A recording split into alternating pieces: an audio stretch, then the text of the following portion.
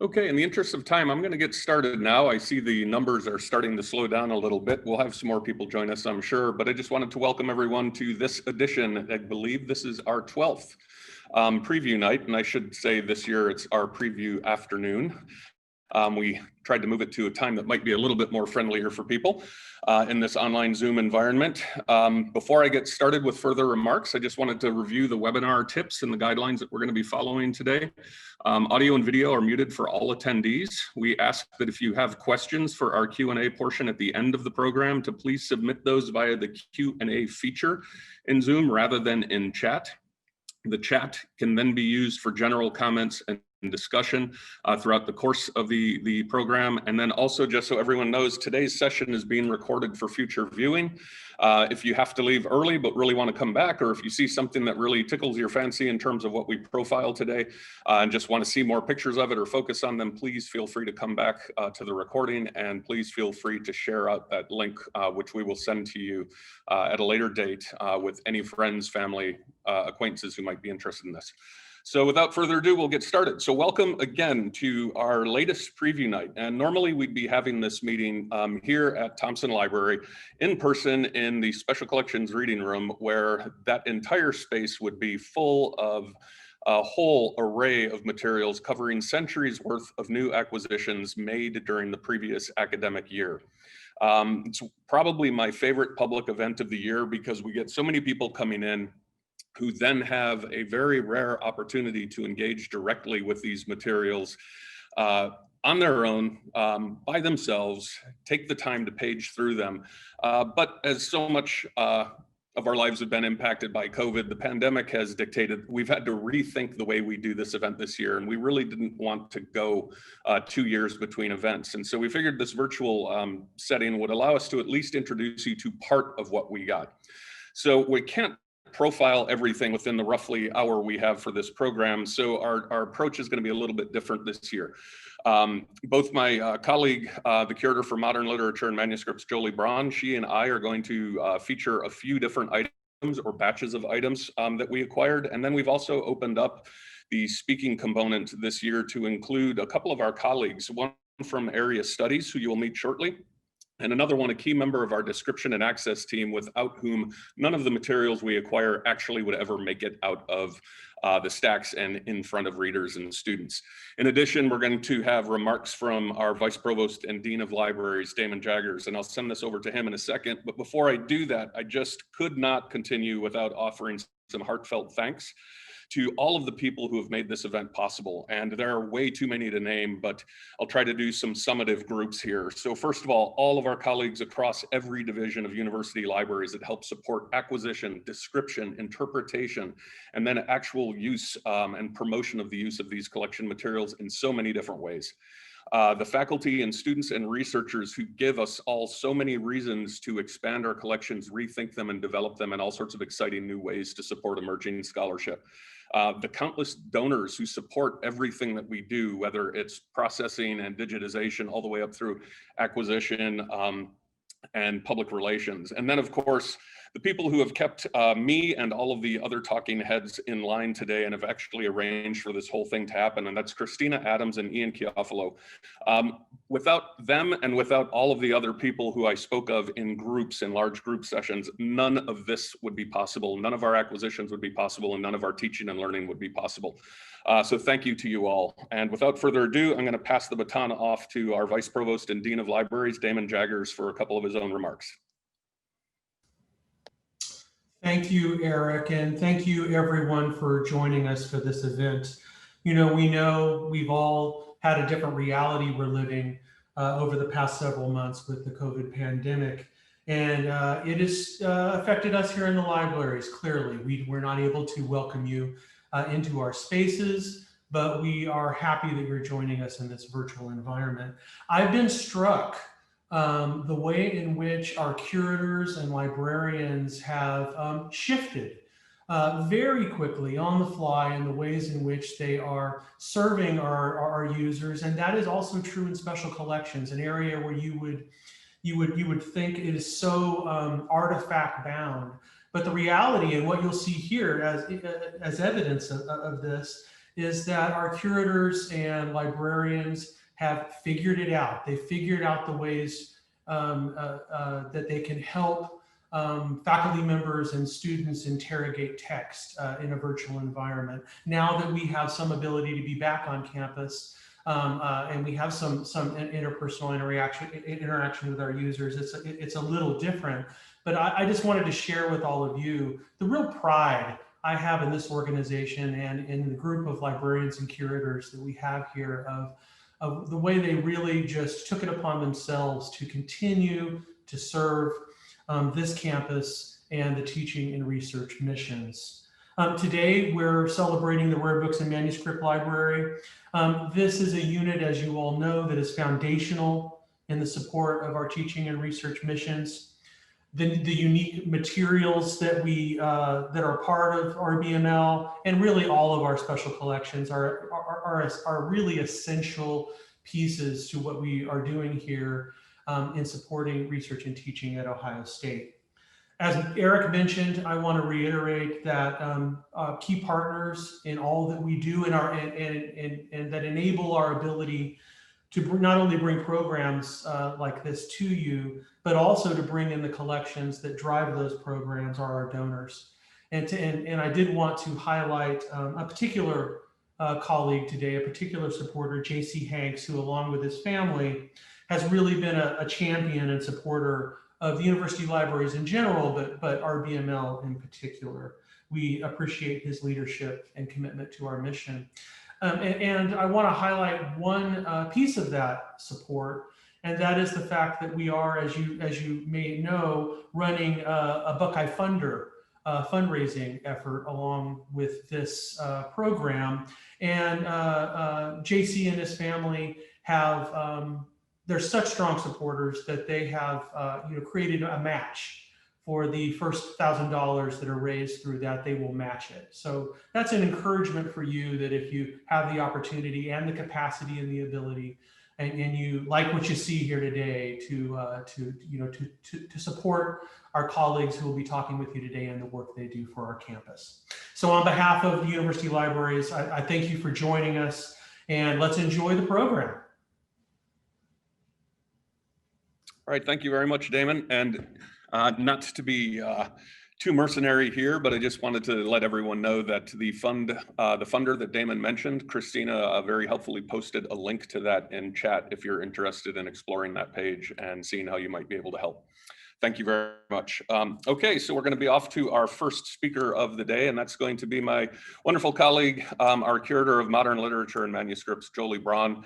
She and I have spoken a bit about what we might want to do in this program, and both of us have expressed equally deep frustration at having such a wealth of wonderful things to choose from. So you guys are in for a treat with what Jolie's about to introduce you to. Thanks so much, Eric. So just to have a quick overview, I'm going to talk about 3 different items or collections today. I'll start with quarantine zines, then tell you about an early 20th century broadside, and wrap up with a late 19th century cookbook. So can we move on to the next slide? And then the next slide. Okay, thank you. So the first collection I'm going to talk about is quarantine zines. And by zine, I mean a non-commercial self-published work, usually made by one person or a small group. And when I started at the Rare Books and Manuscripts Library in 2016, I noticed that we had some really great but somewhat small zine holdings of LGBTQ, music, and art zines. And so over the past few years, I've been trying to develop these zine collections in ways that build on those existing strengths, but also take the collection in new directions. And I should say that the zines have really gotten a great response and have been used by a lot of classes. And so I've been trying to think about how to continue to make sure that they're used and relevant by students and faculty. So in April, I began seeing the hashtag Quarantzine on social media. And usually this was tagging a zine maker, introducing a zine that they had made about life during the pandemic. And not long after that, probably in March and May, I started noticing news articles about making zines during quarantine. And some of them noted it as a trend, and some of them were even encouraging readers to take up zine making either as a hobby or a therapeutic exercise during the pandemic. So it really became clear to me that quarantine zines were something worth paying attention to, and that there were a lot of people really interested in making zines in this moment about this experience. And so I thought that this was something I really wanted to think about collecting for the Rare Books and Manuscripts Library. So since last spring, I've been working on finding and acquiring some of these quarantine zines, in most cases directly from the creators. And so when I say from the creators themselves, I've been heavily relying on Etsy, but also using social media and actually just Google searches to find these materials. And right now we have about 60 quarantine zines. And I think that is a good enough sized or sample to start to recognize some common themes. So I wanted to share just a few with you today. Next slide. So some of the zines are really interested in documenting personal stories and thinking about how the pandemic has changed everyday life. So a couple of these are here. The one on the left is documenting the possibility of needing to move and the logistics surrounding that. And then the one on the right, PhD Life in a Pandemic, is about how the pandemic has affected her life as a student. And she specifically talks about needing to do research in an archives for her dissertation and the challenges of doing that when archives are closed. Next slide, please. Another common theme is mental health and self-care. So we see a couple examples here. How to stay sane when the world is insane on the right is a more general approach. And then on the left, how to stay sober during the pandemic is a much more specific zine focused on sobriety when the challenge is that you're always at home. Next slide, please. Some of the zines are compilations aimed at capturing the experiences of others. So one example here is National Treasures, and this is a British zine about the National Health Service workers. And I've opened it to a specific essay by a filmmaker who's working as a cleaner in a hospital. Next slide. Believe it or not, there are actually humor zines, and I wanted to show a couple of those. So things that are not face masks on the left and Skeletor's Guide to Self-Quarantine on the right. So both are aimed at poking fun at some of the things that have happened in the last few months, but really the goal is to provide relief from the anxiety and uncertainty about life during the pandemic. And next slide. So we also now have a good number of art and photography zines, and these are really focusing on documenting the physical changes that the zine makers see in their towns or cities. So you can imagine empty streets, closed stores, as in this photo, people wearing masks. And this particular one is by a zine maker in Toledo, Ohio, who's going throughout his city, documenting what he sees there. And so we see the experience of grocery shopping and how that has changed just in a simple picture. So why are these important for us to collect? Quarantine zines are one of the ways people have been documenting their lives during the past few months. And they're recording experiences and perspectives that I don't think would be captured elsewhere in newspapers or other publications. So my goal with this collection has been to acquire materials to, as I mentioned earlier, to see them actively used in classes. But I also think that this would be really a great resource for a wide variety of research projects. So I'm hoping that this will actively be used in the near future. So that is the first item I wanted to share with you. Next slide, please. So the second item is something we've acquired that I kind of think of as a missing piece from the collection it's now a part of. And so before I tell you about the item, I want to share a little bit about the collection itself. So the collection is called the Sunwise Turn Bookshop Records, and it documents the activities of a bookstore called Sunwise Turn, which was run by two women, Mary Mowbray Clark and Madge Jennison, in Greenwich Village during the 19 teens and 20s. And so this bookstore is not well known today, but it's really interesting. And I'll tell you just a couple of reasons why. One, it was one of the earliest women-run bookstores in the country and actually had a training program for other women interns interested in running their own bookstores. And perhaps the most famous of this group was Peggy Guggenheim. Sunwise Turn was also a cultural hub, and it was integral to the careers of writers and artists such as Lola Ridge and Charles Birchfield, who found patrons and support through Sunwise Turn. And I want to give a quick shout out to my colleague, English librarian Jennifer Schnabel. A couple years ago, we presented on this collection at the Modernist Studies Association conference. So a lot of what I know about this collection comes from our research that we did together then. So next slide, let's actually get into what the collection has and what it was missing. So a lot of the collection consists of business and financial records. So what you see here on the left is one of the many ledgers we have. And these are fascinating. They tell us about the expenses of the bookstore, even the books sold, things of that nature. And then we also have some ephemera, and what you see on the right is a catalog. That was an opportunity to learn about what kind of books and artwork the bookstore was selling. Next slide, please. So most relevant to this talk is a little batch of letters between Madge Jennison and the poet Amy Lowell in 1916. And in 1916, Jennison wrote to Lowell about the idea of launching a broadside series for the bookstore and asked Lowell to supply a poem for the first broadside.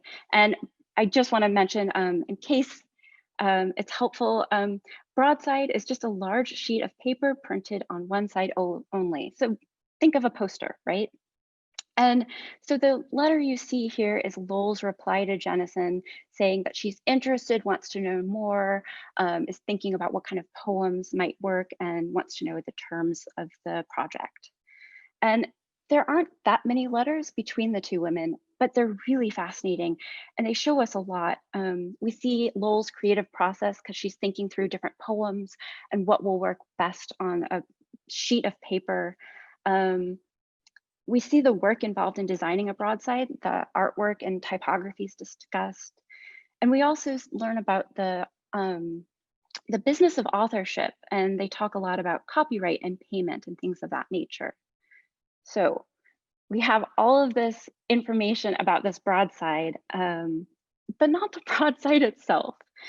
And only 250 were produced. I'm not definite on how many still exist, but as you can imagine, it's a very rare piece. And I wasn't sure if I would ever see one come available. And so you can imagine my excitement when there was one on the market earlier this year. Next slide, please. So this is the broadside, and let's take a closer look at it. It's, as you can see, the poem that Lowell decided on is Ballads for Sale, and she wrote this specifically for this particular project. And if you take a look at the first line, the speaker of the poem is a seller of broadsides calling out to the villagers. And it says, "Have a ballad, good people, a sheet just pulled from the press." And one other thing I want to point out, as you see maybe at the very top, it's signed by Lowell and it's dedicated to Grace Conkling, who is a poet and friend. Next slide, please. So I want to do a little bit of a closer look at that piece of artwork at the top of the broadside. So this is by the artist Walter Kuhn. And I don't know if you can tell, but it's depicting a man selling broadsides. And Kuhn created this artwork specifically for this particular broadside and based it obviously on Lowell's poem. You might also be able to see that this item is hand colored, and each one was individually done by artists involved in and associated with the bookstore. And if you start to poke around Google after this, you'll see you can find a few other examples, and they're all like wildly different from this one. It's really very interesting. So I mentioned that Mowbray Clark and Jennison began publishing broadsides in 1916, and they did this in part because they were inspired by the work of a British bookstore doing this. Um, Modern poetry broadsides are really common today, but in 1916 they were pretty new. And Sunwise Tern was, if not the first, certainly one of the very first publishers of modern poetry broadsides in the US. So why is this broadside important for us to have? Um, I think it's pretty obvious that it's a really key part of the history of the bookstore and is an essential part of this collection of Sunwise Tern bookstore records. But I also think it will be useful for students and scholars interested in 20th century poetry, modernism, and print culture. So this is one of the items I knew I wanted to share with you, and I think it's an exciting addition to our collection.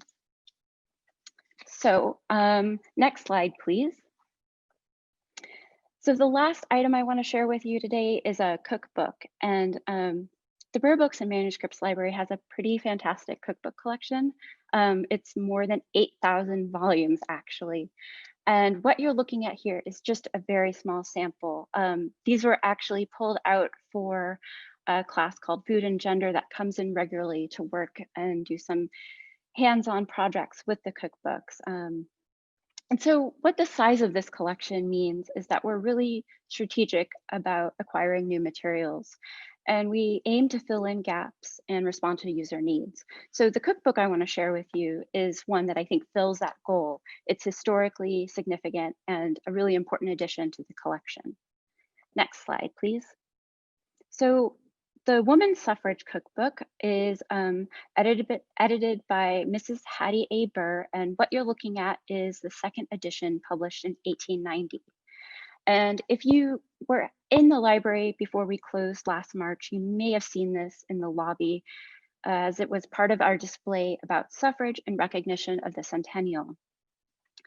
And during the late 19th century up until 1920, with the ratification of the 19th Amendment, several suffrage associations in the US published charity cookbooks to raise funds and awareness for their cause.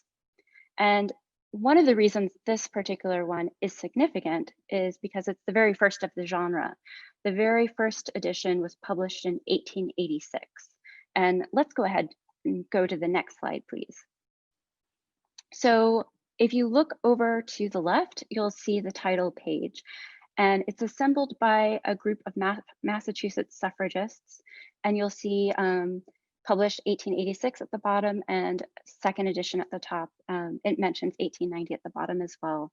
So like community cookbooks today, this one consists of favorite recipes submitted by contributors. And I think it's worth noting that this is part of a tradition of cookbooks as an opportunity for civic engagement and also a fundraising tool for women's organizations in the US. And this has a really long history, the earliest example being a cookbook that was put together to raise money for the medical costs of Union soldiers during the Civil War. So if we look over to the right, I wanted to show you what the recipes look like. And you'll see that the format, information, and technique are very different looking than what we expect from a recipe today. If you just read that first line for a ketchup recipe, it says, boil half a bushel of tomatoes, strain through a sieve, add a quart of vinegar.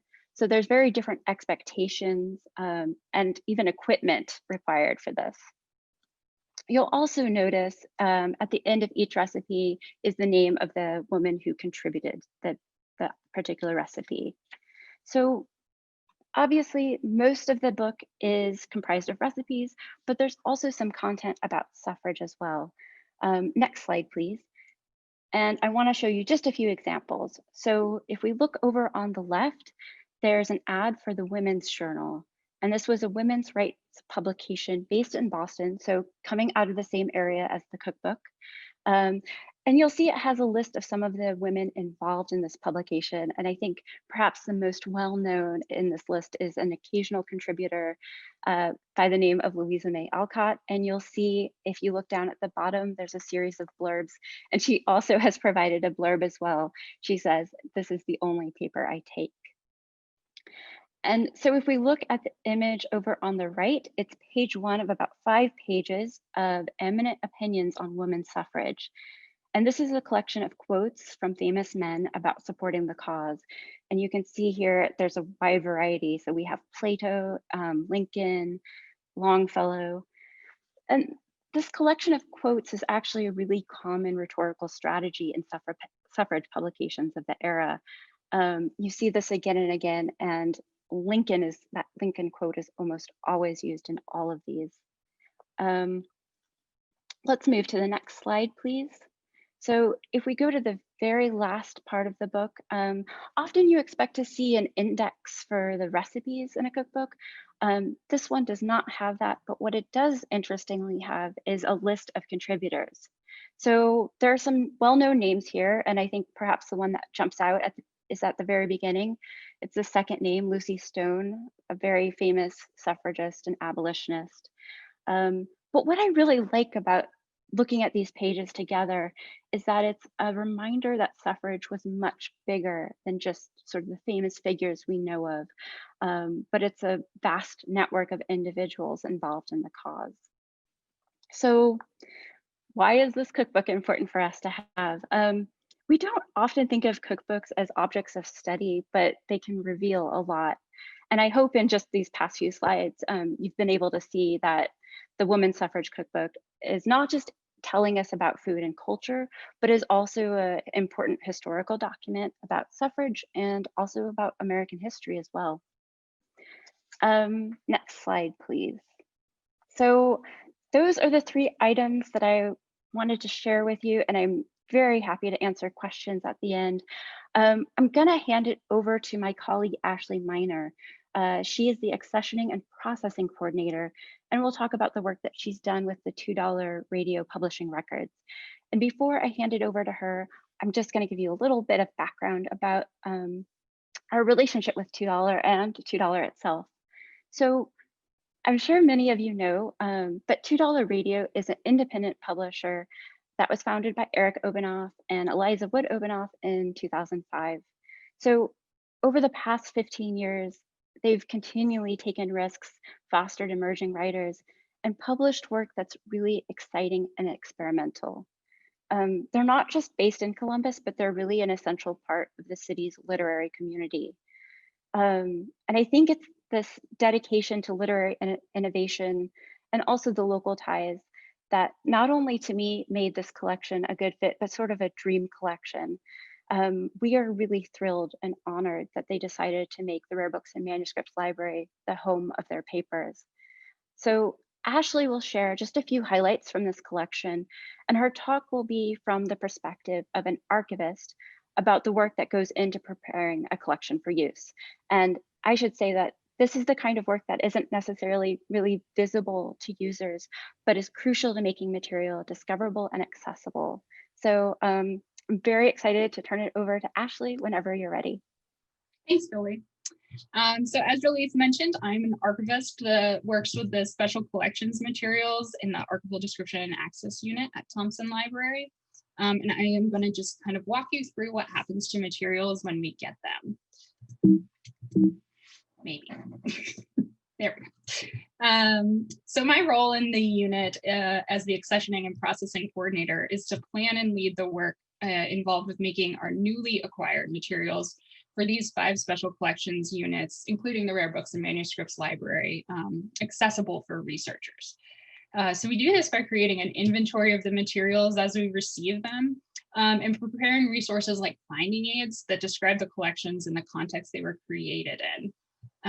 So we did receive some of the records of $2 Radio in February of this year. So I'm going to walk you through what we did with those materials once we received them here at the library. So the first step when we receive new materials is to assess them in the under the archival theory of provenance, which is essentially what is this stuff and where did it come from? So while we're trying to determine provenance, we need to answer questions along the lines of who created these materials, why did they create them, what purpose did these materials serve, when were they created, and how are they used? So typically I will need to conduct some background research in order to answer all of these questions. Usually I can get the answers from the materials themselves. For example, these book catalogs that $2 Radio produced in order to promote the books that they had published at the time and let people know what they had available for purchase. But I typically need to do some supplementary research online in order to fill in those gaps and understand how all the pieces in the collection actually fit together. So once that I have determined what the provenance of the materials is, and for this collection, I was really fortunate to be able to accompany Jolie when we picked up the materials from $2 Radio headquarters, which is the bookstore and cafe here in Columbus. So I was able to gain some additional context into what these materials were and how they were used by the organization. So once I confirmed that I understood the provenance of these materials and that they were all indeed produced as a result of $2 Radio's publishing and promotional activities, kind of like these little book trading cards that they use to promote books as well, and that they do indeed all belong together in their collection, then I can start the accessioning process in order to gain some intellectual and physical control over the materials. So this involves gathering up administrative information, preparing the materials for storage, making an inventory of the containers that we ultimately put them in, and then describing them in a finding aid that puts them into context. So first I needed to record all the administrative information. This is the stuff that's not usually very interesting to other people, but it is important to record. We need to record what we got, how much of it we have, how did we get it? Did we buy it? Was it donated? We also need to determine if we're going to keep all of it together and record if things got split up in between multiple collections, or if some materials, for example, books, went to cataloging instead of described in the archives. We also need to record if there's any restrictions to access the materials, like if there's any sensitive information like social security numbers present that we need to be aware of before we hand these over for use in the reading room. And then most importantly, we want to record why do we want this stuff. This is important to record for the future when our current staff and faculty are not here, in case there's ever any questions about why we as a state-run institution own these materials and why we want to continue to keep them. So now that we have recorded all of the administrative information, we need to gain physical control over the materials.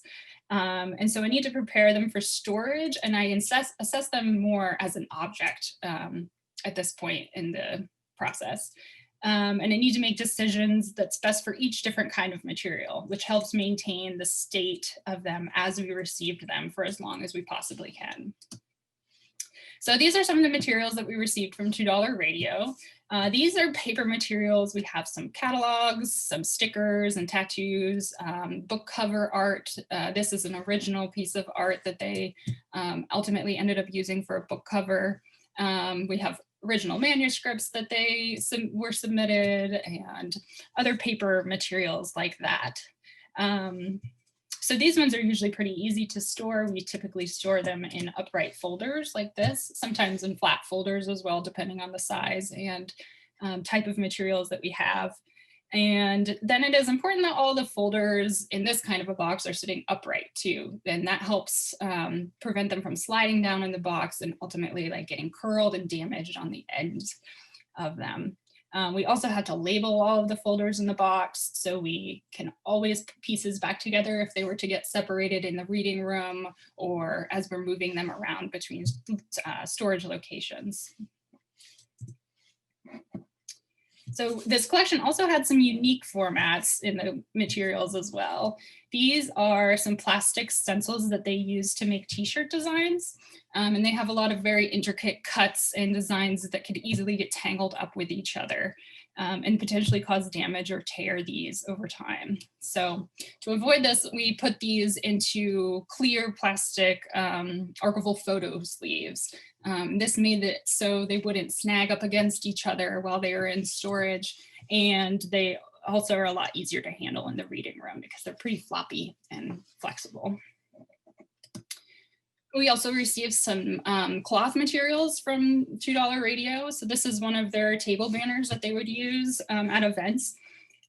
So for textiles like this, we have to think of other possible things that could happen to this down the road. So there are some creases in the fabric that if this were to stay folded in long-term storage would ultimately break down the fibers in the fabric, and that puffy paint that's at the bottom of it would start to crack and crumble. So we rolled this up and put some tissue paper to help keep things from sticking to each other and hopefully keep them flat and avoid any further damage and decay as long as we possibly can. And this is what it looks like when it is all done and ready to go onto the shelf. So there were some artifacts in this collection too, like these bookshelf talkers. This is what they used in the bookstore to promote items on their tables and shelves and just give you a little bit more information and you know, some little blurbs from people to promote the materials. So for these, I wanted to make sure that they didn't slide around in the box and they didn't want to bump into each other and start to wear down the edges over time. So I built these dividers in the box to prevent them from bumping into each other, but I also added a layer of this cotton batting stuff on the bottom of it, and that helps prevent them from continuing to slide around in the box when things are moved. Okay, so now that everything has been put into boxes and prepared for storage, I made an inventory of the contents of the boxes to establish some intellectual control. And the goal there is to capture the content and the order of the materials as we received them. And this is really important to maintain the context of how the materials were used and created, especially down the road when we want to write a fuller description of this collection. So this is what the inventory of the $2 radio donation was earlier in February. So you can see the kind of stuff that they had in the collection and then what box or container you can find that in. And then the reading room staff and students will use this information to find the materials on the shelf and bring it up to the reading room for somebody to use and look at. After we've made an inventory, then we write the description. And this is how we ultimately provide access to users in the reading room. So we put these materials into context, which can completely change someone's understanding of what they are and how they might have been used originally. So it's really important that we write description that does not have any bias in it and only presents the facts as we know them. So since I also have kind of a personal interest in $2 Radio's activities, this was a particularly challenging collection for me to work on because I really needed to step back and make sure that I wasn't letting my own interests interfere with the way that I described the materials as they were. And this is an example of a finding aid. This is kind of the finished product of what happens. We don't have $2 radios available yet online, but it will be shortly. So when we write a finding aid, these are kind of like a map or a guide to the collection of how to find materials in the collection and what even is this stuff. So these will tell you some administrative information, like how big a collection is, the date range that they cover, where and when we acquired the materials, how you can access them in the reading room, and what restrictions might be in place that you would need to think about. They also include contextual information like biographical or historical notes that put the information into context and give you a little bit more information about the creator of the materials and a summary of what kind of stuff is in the collection and how the materials relate to each other and the person or organization who created them. We have another process that we go through with collections that is called processing. And that is when we review the materials a little bit more in depth. We try to identify the original order in which they were created. And that is something, when we process collections, we come back and we rearrange the inventory so that it better and more accurately reflects the way the materials were created and used originally. So that is always the intention of a processed collection, is to show you exactly how those were used by the creator. So these get published on our special collections registry, and the link is right there at the bottom, and I believe will also be put in the chat.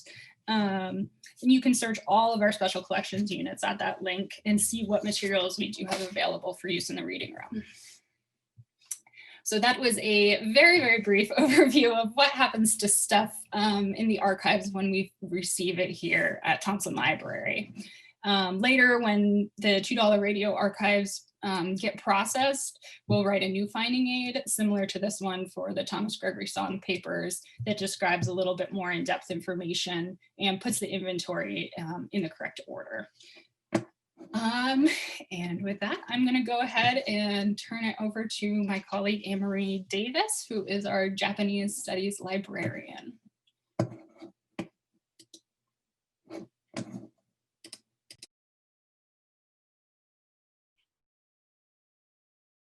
Okay, thank you so much. Can everyone hear me? I hope it's good. Okay, so that was exciting. Thank you so much, Ashley. I was excited to see behind the scenes, and then thank you also for putting that example of the Thomas Gregory Song papers up, because I thought you did such a great job with that. My name is Anne-Marie Davis, and I am the Japanese Studies librarian at OSU Libraries. And before starting, I'd like to say very quickly thank you to Eric and Jolie for inviting me to participate today. I'm really thrilled to have this opportunity to talk to everyone about area studies and Japan collections specifically, and I'm just so grateful to be here. So my short presentation today will focus on one of our newer acquisitions entitled Postcards and Photograph Reproductions Depicting the Great Kanto Earthquake. The image in the background of this title slide shows the acquisition itself, which consists of roughly 600 postcards and is currently stored in 2 binders with those transparent archival protective sleeves that Ashley mentioned. So my plan today is to share some very basic information about this earthquake to give some context to this acquisition. And while doing so, I will show you some sample postcards. This earthquake is the 2nd largest on record in Japan after the more recent Tohoku earthquake of 2011, which many of us may remember. And so it is a major historical event, and it was the greatest natural calamity of the 20th century in Japan. This earthquake struck on September 1st in 1923 at 2 minutes before noon. And that's important because everyone in Japan was getting ready to sit down and have lunch, and they were cooking their meals. It had a magnitude of 7.9, and some 2,000 aftershocks were felt and recorded over the next 3 days, which continued to contribute to the chaos. All of these seismic shifts came from a fault located 6 miles beneath the floor of Sagami Bay, which is about 30 miles south of Tokyo. So in this postcard from the collection up here in the upper left, we can see Sagami Bay. I'm putting my cursor on it now. And we can also gain a sense from this postcard of the geographical span of the quake. As both of these maps demonstrate, the earthquake and the ensuing shocks hit an area well beyond the capital of Tokyo, which in these images is here. Tokyo is up here, and again, Sagami Bay is here, and then in this image, Tokyo is up here. This image in the lower right is not a part of the postcard collection, but I included it because it provides such a strong visual. The areas in red are the parts of the Kanto region that were hit the hardest by the seismic shift. In Japan's 2nd largest city, the port city of Yokohama, which is located right about here, was hit even harder than Tokyo and is included in the images in this collection. It was closer to the epicenter, as you can see. So in this next slide, we have one more example of a cartographic postcard right here in this collection. The one on the left of Tokyo, I showed already, but this new one on the right offers a diagram of the earthquake's disastrous effects in Yokohama. As destructive as the earthquake was, the fires that ensued were even deadlier. And the areas in red in both of these cards show where major fires broke out in these 2 major cities. Within 30 minutes of the first tremor, in fact, more than 130 major fires broke out across Tokyo alone. So many of the postcards have pictures of the fires.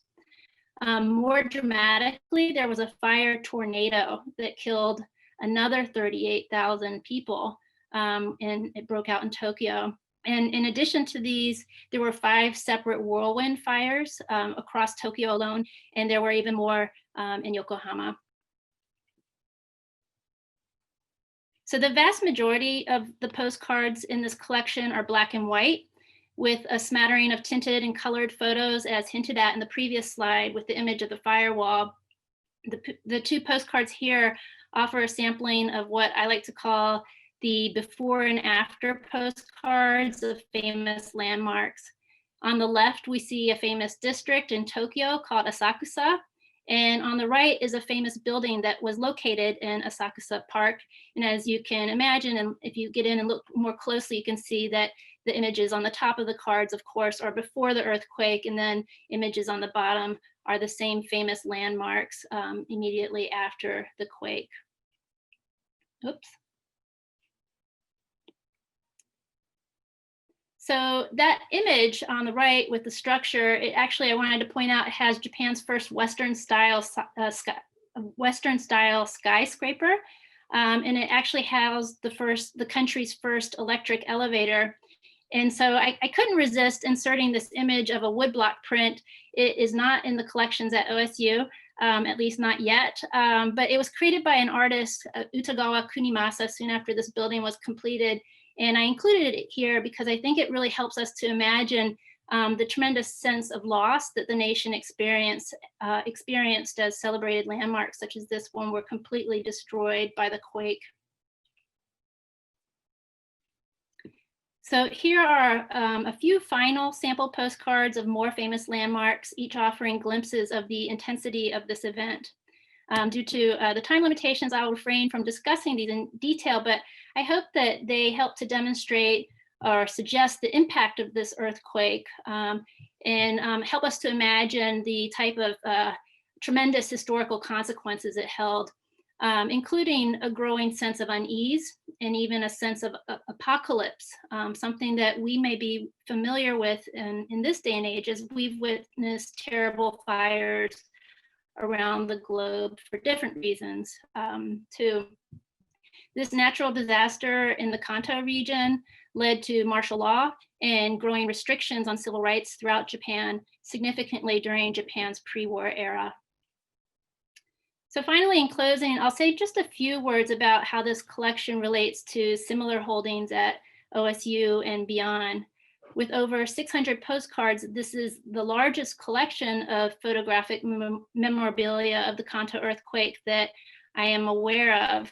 There are a few other very well-known collections of this type at Brown and Duke University libraries, for example, and they are about a third in size of this one at OSU.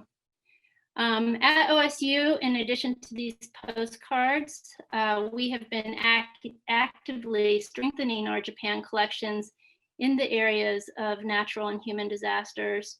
The images in this final slide show samples from 2 other recent acquisitions in this area, the first being from a series of watercolors created by a group of famous comic artists in Japan, and the second being from a series of 25 original woodblock prints created by a different group of distinguished artists.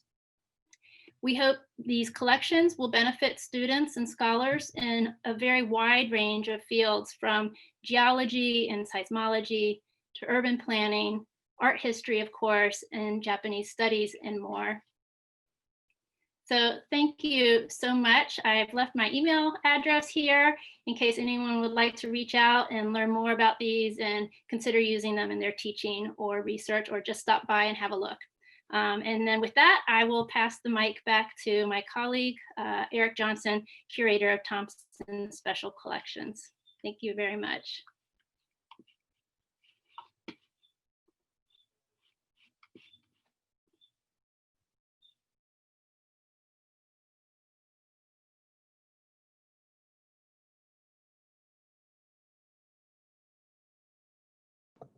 Sorry for the technical difficulty there, everyone. This is proven to be a challenge for me the entire semester as I try to navigate doing online lectures, et cetera. So we're going to take a deep dive back into a much more distant past than the early 20th century now for part of what I'm going to talk about.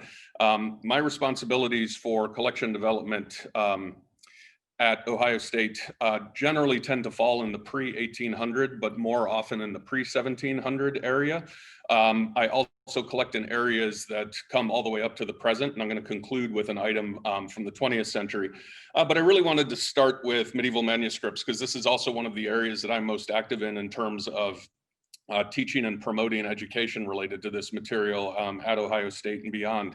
For the last decade or so, Ohio State has been one of the country's leading acquirers and users and developers of educational things related to medieval manuscripts. And last year, despite the COVID shortened acquisition year, we wound up having an exceptionally good year. We acquired 83 individual manuscript fragments from roughly 30 to 35 original parent codices. And in addition to that, we had our best year ever in terms of number of complete codices or bound manuscripts that we acquired. I'm going to talk about this collection first in terms of fragments and then second in terms of the codices. But I wanted to say that one of the great joys I have with this collection is constantly dealing with the challenge of how to make something that is seemingly impenetrable to someone who doesn't already have the specialist training necessary to deal with the dead languages, the very difficult occasionally handwriting, what ultimately results or what ultimately amounts to very foreign ways of thinking and structuring information and rendering ideas in visual terms. Really helping people kind of figure out how to deal with those things and access that kind of resource. And here at OSU, we are remarkably, I think, proficient at this stage in doing this. The medieval manuscripts collection is probably, I don't have the stats to hand for this, but it's probably the single most actively used collection in terms of teaching. It's reaching folks from medieval studies all the way up through modern graphic design, and we've employed it in things like hard science classes as well.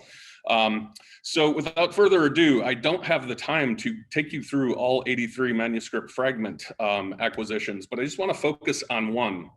And it's this really key clutch of 8 fragments, 8 leaves from a late 12th century Flemish copy of Titus Flavius Josephus' very influential text, De Bello Judaico, or the Jewish Wars. And Josephus was a first century Jewish soldier and aristocrat who served in the First Jewish-Roman War in the late 60s CE. He began by fighting on the Jewish side, but then wound up defecting towards the end of the war, joined up with the Romans, and he served as an interpreter for the Roman forces during their siege of Jerusalem and the ultimate sack of the city and the destruction of the temple.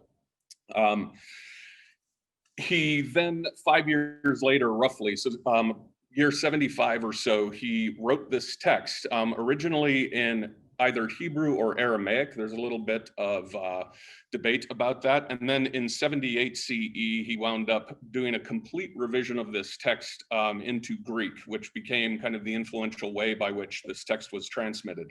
Sometime in the late antique period, 4th, 5th century, the treatise was then translated into Latin, and OSU's fragments derived from this Latin tradition. The text is important not just for packaging things related to this monumental conflict between Israel and Rome. It is also a remarkable resource for historians and has been since Josephus wrote it, providing insight on the cultures and customs of first century Palestine, early Christianity, day-to-day Jewish ritual, incredible detail on Roman military practice and day-to-day activity of soldiers and their behaviors, geography and topography of Palestine, and all sorts of other details. OSU acquired 8 complete folios from this manuscript. To my knowledge, only 12 folios from this manuscript, which would have consisted of 6 books in one volume, actually survive to this date. We've got 8 of the 12 that survive. The other 4 are in private hands and hopefully may come our way at some point via donation, but we'll see. One might ask, why did I set out to try to acquire this set of fragments? What do we do with 8 folios? Well, number one, this was a rare opportunity for us to try to preserve a chunk of this text that has yet to be edited in a modern critical edition. The last time this was done in Latin as an edition was 1526. And only one book of it, book one, has been edited since. That was done actually in 2019. So there's a lot of textual work to be done here, but this also allowed us an opportunity as an institution to help preserve a sizable chunk of a rare manuscript witness to this. And in fact, the last recorded sale of any Josephus manuscript happened at auction in 1956, so far as I can tell. This isn't, though, just about acquiring and preserving. This is like all of our acquisitions, whether medieval or modern. It's about opportunity of acquisition turning into opportunity for teaching and research. And I'm really excited to be able to tell you that the 8 fragments that we have here, plus images from 2 others that I've gotten from the private collectors, are informing work in the Medieval Manuscript Studies course that I'm teaching this term with my colleague Leslie Lockett from the English department. And these fragments form the core of 2 major assignments for the course. One is a transcription assignment. So every one of our students has a chunk of this fragment set to actually transcribe or convert from this late Proto-Gothic, early Gothic paleographical hand into modern typography, basically. And then in addition to that, Leslie is using this as the basis for her Apparatus Criticus exercise, which is basically teaching students the principles of critical editing and how ancient texts like this actually get transmitted down to us, and how scholars can then wind up trying to create kind of the most authoritative and reliable possible copies of these from multiple manuscript and earlier book resources. In addition to that, however, 2 of our students are adopting this manuscript fragment set for their final project, and they're going to be doing additional research on this. And the reason this is significant is because that research is then going to feed directly into an international online scholarly project called Lege Josephum. And this is a project out of Europe that aims to catalog and provide descriptions of every surviving manuscript of the Latin Josephus tradition from late antiquity up through the 13th century. So the students are going to feed their work directly into this. But beyond that, what this is going to do, it's going to bring our manuscripts and our manuscript collection more broadly into direct conversation with hundreds of other manuscripts from countless other institutions all around the world. This is great for our students. They get kind of public research credit, a publication credit of sorts, really. But in addition to that, this is really going to allow us, as this project takes hold internationally, to learn a lot more about the history and transmission and influence of one of the most important texts from Western antiquity to have come down to us from that point. So I'm really excited to be working with the students on this. In addition to these fragments, however, we've also gotten 6 codices this year. When I first started collecting medieval codices at OSU, my goal was to try to get 1 every 3 to 4 years. So the fact that we got 6 last year through a combination of extremely generous donors and also some very targeted acquisitions is remarkable for us. We don't normally have the resources or the ability to land this kind of quantity. Everything we got, moreover, is exceptionally useful. I'm going to provide quick introductions for 5 of them and really only focus on 1, however. But 2 of the ones we got, they're both small and they're both devotional in content. They preserve different sets of prayers. The one on the top left is a collection of Old French prayers to the Virgin Mary. And this is a significant manuscript for us because most of our medieval collections tend to be in Latin. By far, Latin manuscripts outnumber vernacular manuscripts by a long stretch. So getting something in a European vernacular for our students to work on is fantastic. Another thing that I like about this manuscript, however, is, and what you're looking at is an opening of this manuscript. If you actually close it, it's long, very long and oblong. And what this is, it's called a ledger book format. And it's an indication that this was a book that was intended to be slipped into the long and narrow pockets that were characteristic of the close of that period. So this was something that was meant to be carried along by the person who was actively reading from this and praying from this manuscript on a somewhat regular basis. Also, it's a dirty, grotty manuscript on not particularly good parchment. The hand is nice, the handwriting is nice, but it's not particularly great, and it indicates that it's probably an owner and user produced manuscript. The manuscript on the right is a Latin collection of poems and prayer, or excuse me, of prayers. But what I really like about this one, and we won't go too far into the details of what's in it, but the picture that I've opened here is the end of the text. And then you see just this mess of incredibly sloppy handwriting. And this is what I love. We have the marriage here of professional book production with the very formal Gothic script. And then we have the medieval owner adding his or her own prayers in his or her own hand in order to kind of customize the book and make it more relevant to their daily devotional life. The other two codices that I want to focus on really quickly, one is Nicholas de Osimo's Supplementum Summae Pisanelli. This is a fantastic codex that was the gift of the aforementioned J.C. Hanks and J.C.'s family. Damon mentioned him at the beginning of the program. And this is basically the final, most exhaustive and comprehensive compendium of medieval confessional law and confessional practice. It's essentially a complete overview of every conceivable type of sin one could commit, with instructions then of how a priest should interact with sinners in the confessional booth. It's not enough, for instance, for a priest to learn that you were drunk last Friday night. The priest needs to figure out every last grade of why you became drunk. And this book provides the ability for the priest and the knowledge for the priest to parse sin and to navigate it and elicit as much of a complete confession from someone as possible. The one on the right is the last thing that we got at Rare Books and Manuscripts before COVID set in. In fact, it arrived the day that we shut down. And this is Francesco Zavarella's commentary on Book 5 of the Decretal, the big textbook, the most authoritative textbook on canon law from the Middle Ages. This particular manuscript is his commentary on matrimony, de matrimonio, so marriage. It covers all things related to marriage, sex, and the relations between the sexes. This was extremely important for a whole variety of topics, but the one that I really want to focus on here is related to the image. You see this kind of arrow-like image of roundels. This is what's called a consanguinity table, and it displays the different degrees of relation between family members, which was an extremely important thing to think about when you're talking about dynastic marriages or inheritance law and who can marry whom within a family in order to preserve wealth.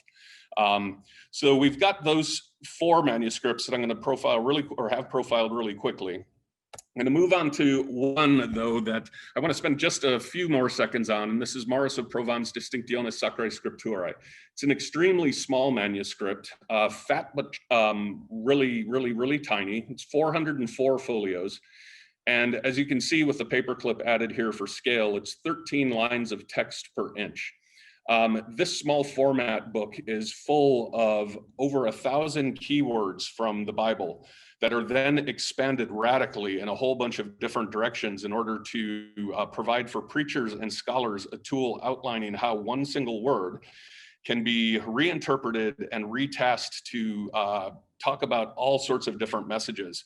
At one point in this manuscript, it takes 5 pages to outline and define what fear is. So fear generally, to use it as an example, is something someone feels when faced with the potential loss of something that you love.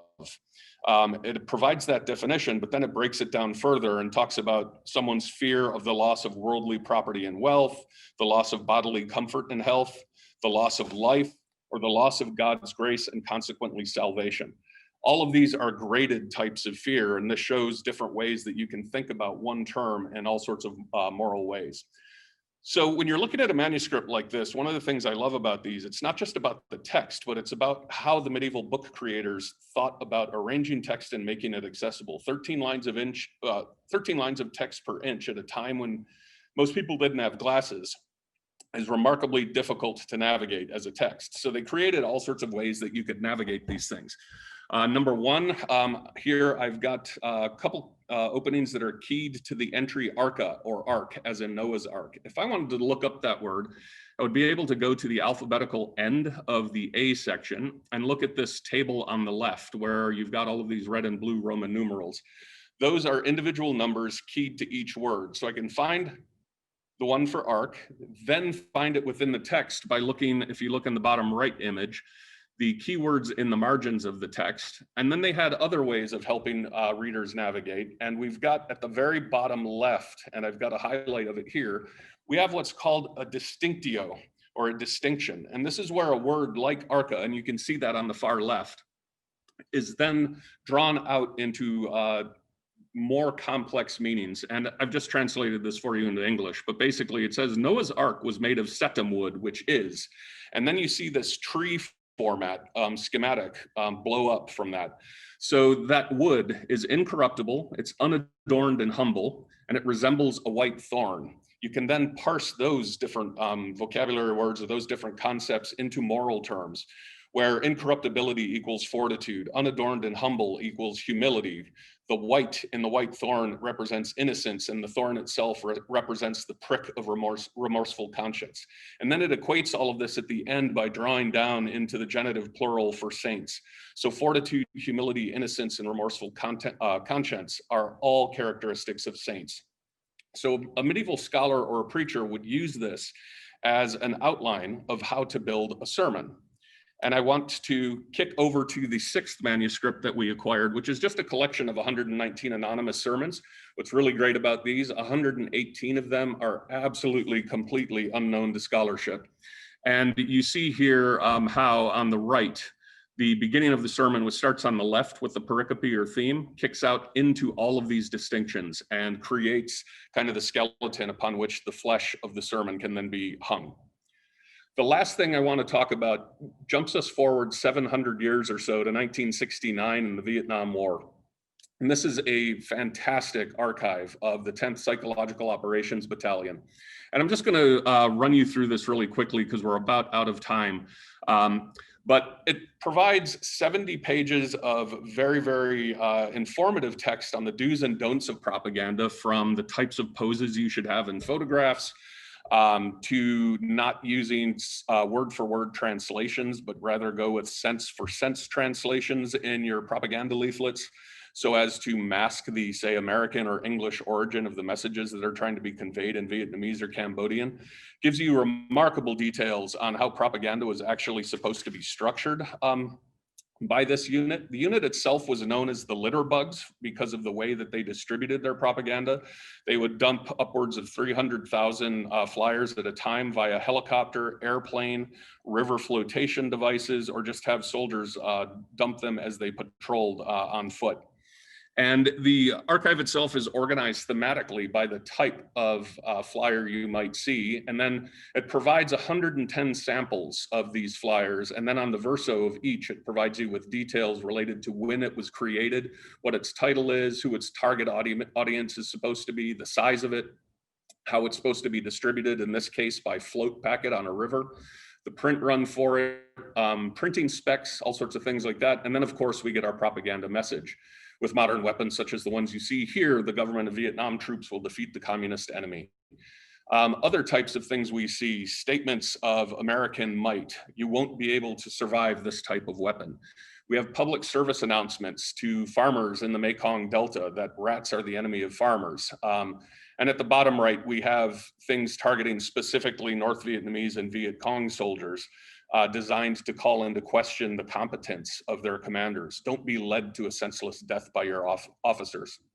And we also have sequential art flyers that are all about showing the virtues of helping American and Republic of Vietnam forces and the rewards that you will get from that.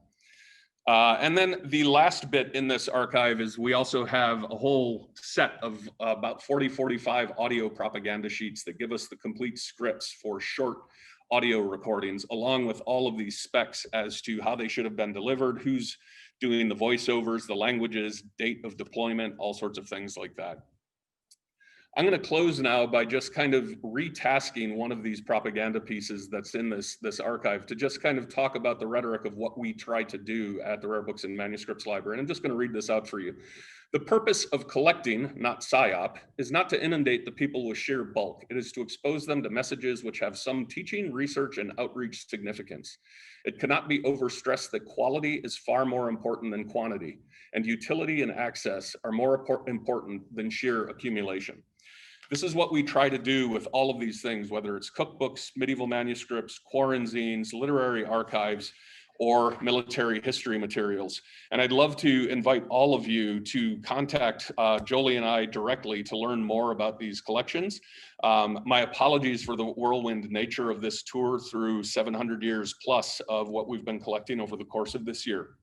And I'm going to stop my share now and open it up.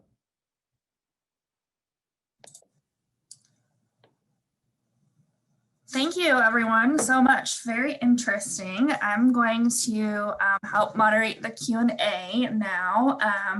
So it does look like a handful of you got your questions answered in the Q&A already, but we will do some live. So looks like the first question here from Mandy says, are there any books or materials you're actively looking for at the moment besides quarantine zines, or is there a I'll know it when I see it quality to be acquiring process?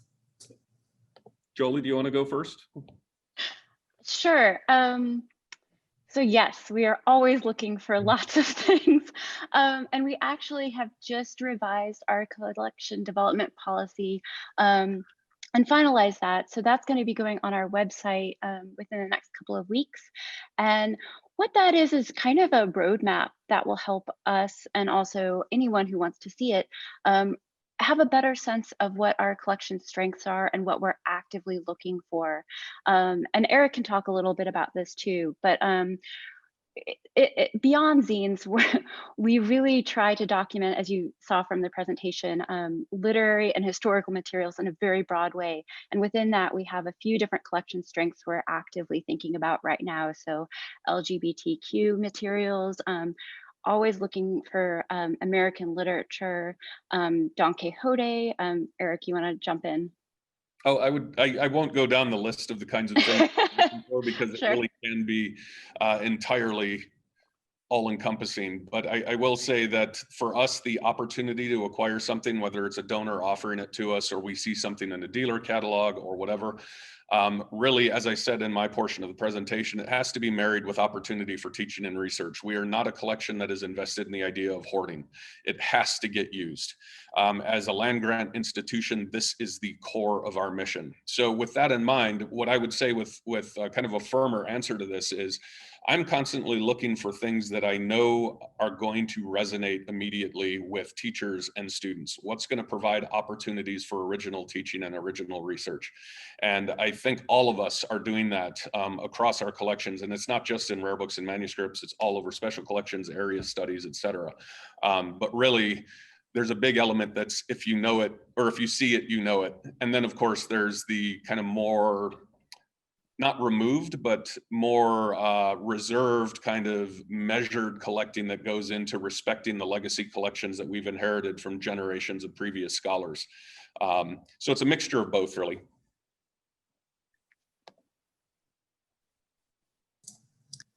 All righty.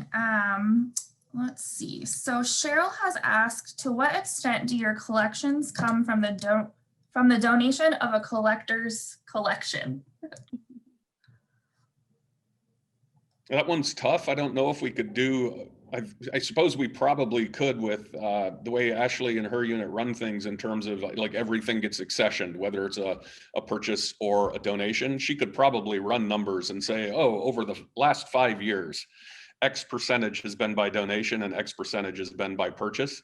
But such a formulation would be a little bit misleading because, for instance, a single purchase or a single donation might actually equate to hundreds of volumes of books or into dozens and dozens and dozens of boxes of archival material. So it's really kind of tough to answer that in a systematic sort of way. I don't know if Ashley or Anne-Marie or Jolie, if you want to add anything to that.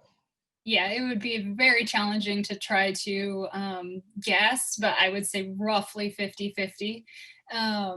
On any given year, that obviously is impacted by things like budget and what's going on at the library tends to attract different donors with different interests sometimes too. So I'd say right now it's roughly about half and half.